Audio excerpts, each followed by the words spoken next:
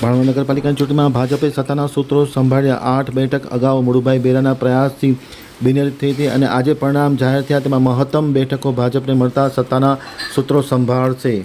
Bhanvad આમતક news બ્યુરોમાંથી Manish ખેલાણી સાથે અમિત વરુનો એક વિસ્તૃત અહેવાલ।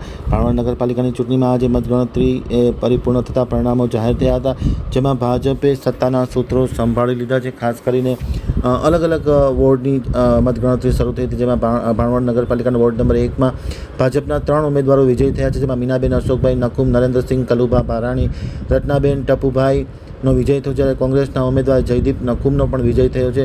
ભાણવડ પાલિકાના વોર્ડ નંબર 3માં ભાજપને 3 બેઠક અને કોંગ્રેસને 1 બેઠક મળી છે, જેમાં ભાજપના જે વિજેતા ઉમેદવારો થયા છે તેમાં નિશાબેન નીરોભાઈ રાજાણી, જિજ્ઞાબેન હિતેશભાઈ જોશી, નયનભાઈ જયરામભાઈ રાઠોડનો વિજય થયો છે, જ્યારે કોંગ્રેસના અખિલ જયંતિલાલ વાઘેલાનો વિજય થયો છે।